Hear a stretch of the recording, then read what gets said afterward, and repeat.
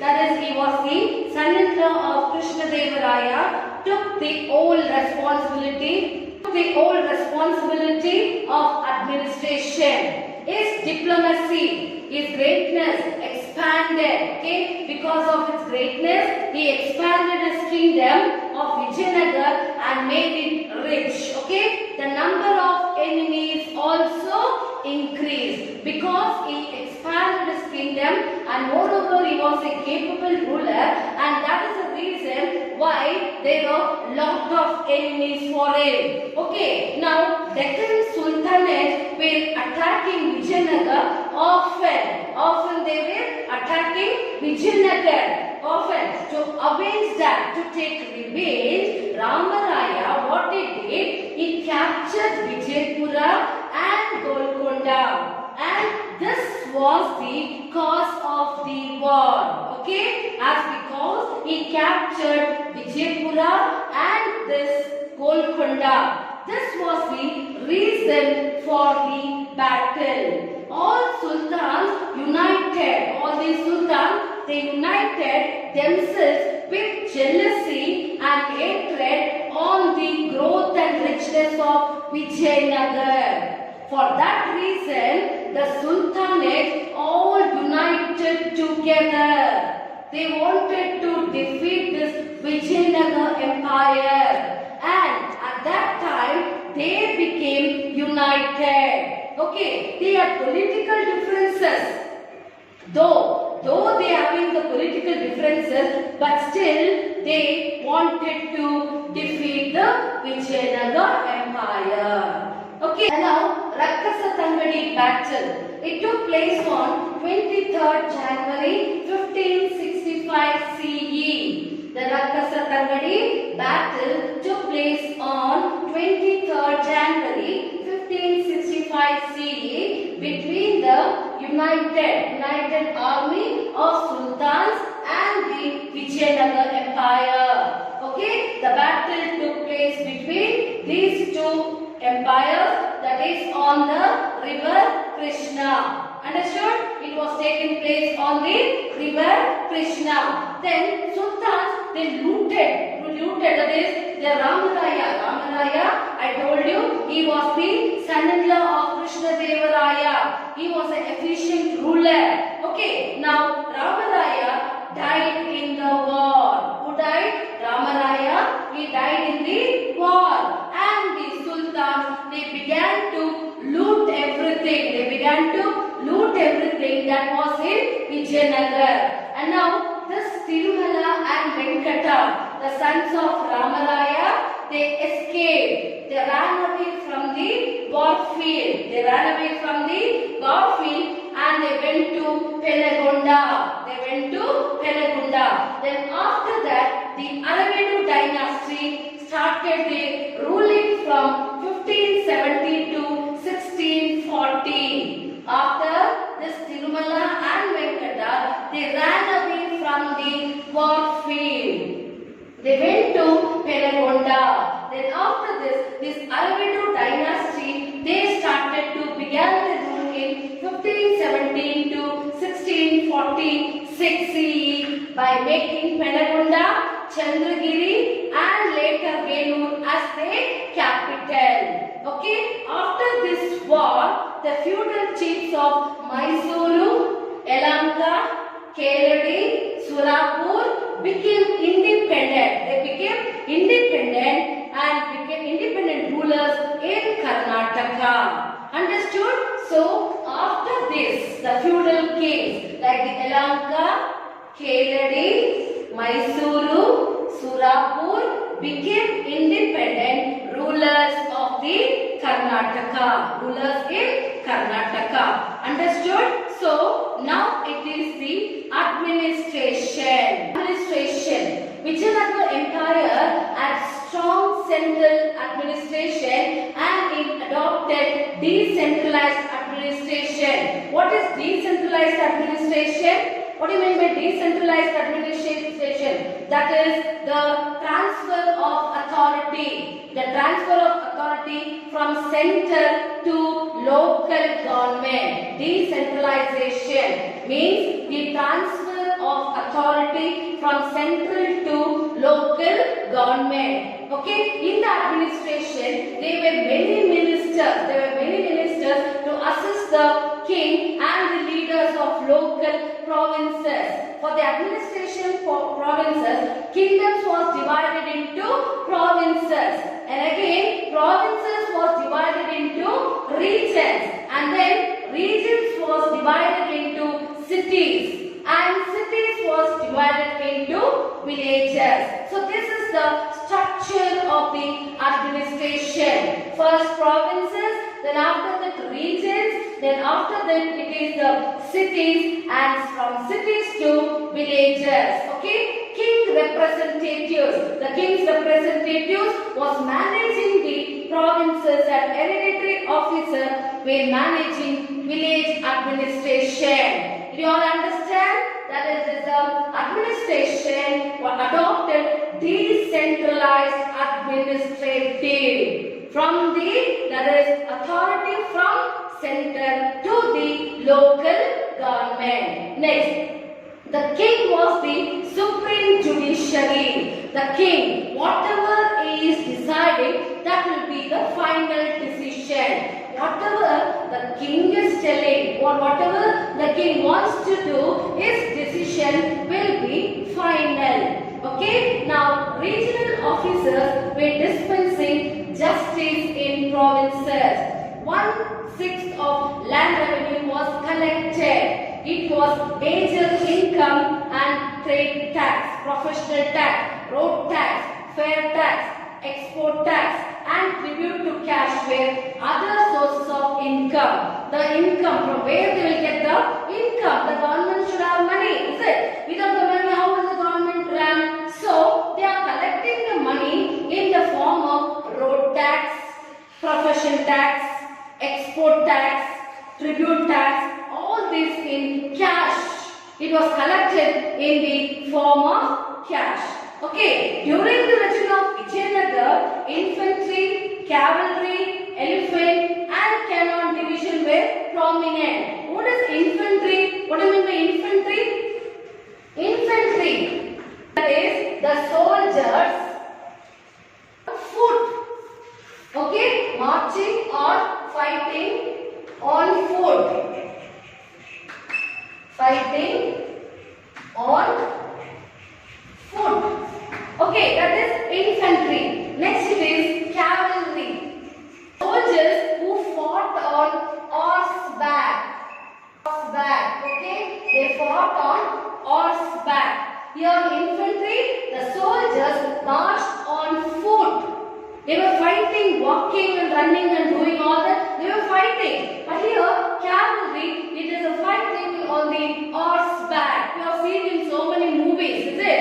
Movies you have seen how the people are sitting on the horses and going for battle. Is it, children? 7th standard, you will be knowing. By this time, you will understand the movies and other things, is it? What is happening? So, that is only the cavalry. Next, it is the cannons. Cannons. Then elephant. You see, no, on elephant, the kings used to go on elephant also, with wearing all the battle dresses, what all the weapons they used to carry. Is it? With the weapons they were going. But those days they don't have the nuclear bomb and that other things and all. Is it? So they were fighting this way. And cannons. What do you mean by cannons? Cannons means it's nothing but a war. There is a war gun. There is a gun. Rifle, that is the gun thing. Okay, gun used in the warfare. So, keeping that they were fighting. So, Arabian horses were the center of attraction in Vijayanagar. Okay, that is Arabian horses were the center of attraction in Vijayanagar. So, after that, you will come to know about the social status. Okay, social status. During Vijayanagar period, child marriage. Okay, during Vijayanagar period, the child, when the girl or boy, very small age, maybe 5 years, 6 years, maybe that age, they were getting married. Is it? That is all social evil. Then sati system. What is sati system?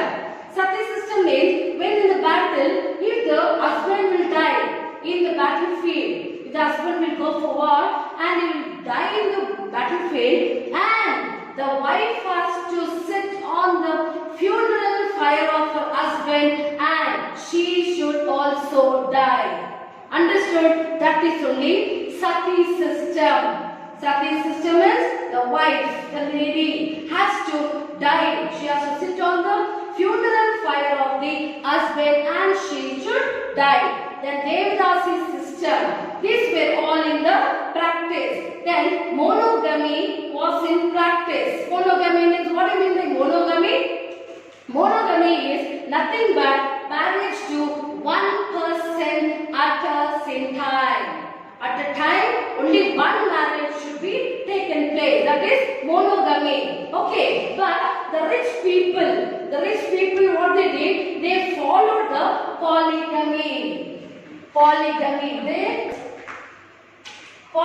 means it is a marriage, the having more than one husband at a the rich people, they were practicing this polygamy, that is having more than one wife or husband at a same time. At the same time, they were having affairs, or they would be getting married to many husbands and wives. The rich people, they were practicing this in mind. Okay? Now, Deepavali and Dasara festivals were celebrated grandly. Dasara festivals was celebrated under the king's patronage. The king himself participated in the Dasara festival. You know, the Mysuru Dasara festival is being carried out very grandly. They celebrated very grandly, very great festival, Dasara festival. So during that you will get holidays, school holidays you will get, Diwali. You like to light the crackers, enjoy. So that is only then. Next it is the economic status. Economic means the import and the export. Okay, agriculture was the main occupation. Agriculture was the main occupation of the people. Rice, maize, sugarcane, and cotton crops were the major crops. Kings of Vijayanagar encouraged agriculture through building tanks and wells. They are trade links from countries. They are trade links. They travel from place to place. If they are doing their trade, what do you mean by trade? Trade means buying and selling of goods from one place to another place. Understood? That is only trade. Next, cloths, iron, diamonds, sugar, musk, sandal and spices were exported. What do you mean by import and export? What is import? Import means the things which you buy from other countries. You get it from other countries. But export is our country is sending the commodities. They are buying. Okay? That is only exporting. Understood? So export all these things, or silk cloths, mughal cloths were imported. Okay? That all the things were we are taking from other countries. So Vijayanagar was the international business center for diamonds. Understood? So Vijayanagar was the international business center for diamonds. Okay? Now that is Patkal, Unnavara, Mangaluru, where the important ports, where the trade will be taken place. Okay? Golden coins were in use and pictures of gods and goddesses were etched on this coin. That was what was stamped on the coin. I will start with the literature. Okay? During the reign of Krishna, Vijayanagar literature of Sanskrit, Telugu and Kannada literature, they developed immensely, very famously. With Vidyaranya, he wrote Shankara Vijaya. He wrote Shankara Vijaya. And Gangadevi, she wrote Madhura Vijayam. Okay, Madhura Vijayam. Then this Prouda Devaraya, he wrote Sudha Nidhi. Then Krishna Devaraya, he wrote Jambavati Kalyana, Madasala Charitam. Then Kumara Vyasa, he wrote Gadagina Bharata. Okay, so these are all the great literary works by different poets and the literature works are written in Sanskrit, Telugu and in Kannada. And now Krishnadevaraya, he himself was a poet. Okay, he encouraged. Because of this, he got the title Andhra Bhoja. He got the title as Andhra Bhoja. He himself was a poet and he wrote Amukta Malyada. What did he write? He wrote Krishnadevaraya, he himself was a poet. Okay, he wrote Amukta Malyada in Telugu. He wrote this in Telugu. There were 8 famous scholars called Ashtadigajas. They were called Ashta means 8. Ashtadigajas in his kingdom, and such as Alasana Peddana, Nandi Timmanna, Srinath, Pingali Suranna, Tenali Ramakrishna and others. They were the 8 Ashtadigajas during the Krishnadevaraya period. As because he himself was a poet, he composed the book that is Amukta Malyada in Telugu. Okay, and he had 8 poets. A famous poet like Tenali Ramakrishna was also in the court of Krishnadevaraya. Okay, so this is the literary work written by the poets during the Vijayanagara Empire. Okay, so now next we will talk about the religious harmony. Kings of Vijayanagara kingdoms were great followers of religious tolerance. They built mosques. Though Vijayanagara was an Hindu empire, but still they encouraged the construction of mosques in their capital. Mosques. Okay, they were respecting all the religions. He respected all the religions equally. Understood? Like in the Mughal period, you will have that Aurangzeb. He was only in favor of his own religion. He was not carrying the other religion. But here, Vijayanagara kingdom, the Vijayanagara kings, they respected all the religions to be the same. Understood? So now, the Shravana-Belagola inscription of 1368 tells us that Bukkaraya solved differences of opinions between the Jains and the Vaishnavas. Now, at the time of Vijayanagara Empire, that is Barbosa, who visited Vijayanagara during the reign of Krishnadevaraya. He visited as ambassador. Okay, started that any Christian, Jews, Muslim, Hindu or person of any religion can live happily in Vijayanagara kingdom. Previously, before itself, when I explained you, there I told you Abdul Razak, he himself said, no other empire was so happy like Vijayanagara Empire. Is it? Now here, Barbosa is explaining that no any of the religion, maybe Christian, maybe Hindus, maybe Muslim, maybe Jews, whoever can live happily in Vijayanagara Empire because these kings respect all religion. Understood? So because they respected all the religion, any religion people can come and live in Vijayanagara happily. That is how in history, the Vijayanagara history is very, very significant. Understood? So moreover, when you talk about Vijayanagara Empire, the mind, what is it? Krishnadevaraya comes in your mind. And when you talk about Tenali Ramakrishna, Krishnadevaraya comes in your mind. Is it? Krishnadevaraya, Tenali Ramakrishna was in the court of Krishnadevaraya. Understood? So now next it is the art and sculpture. The temples.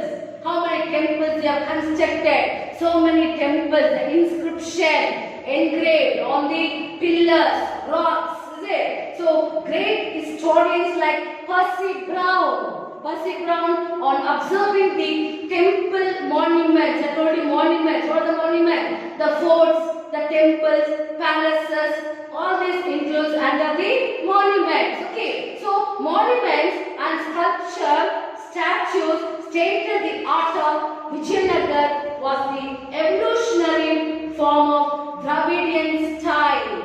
It was in the Dravidian style. Okay.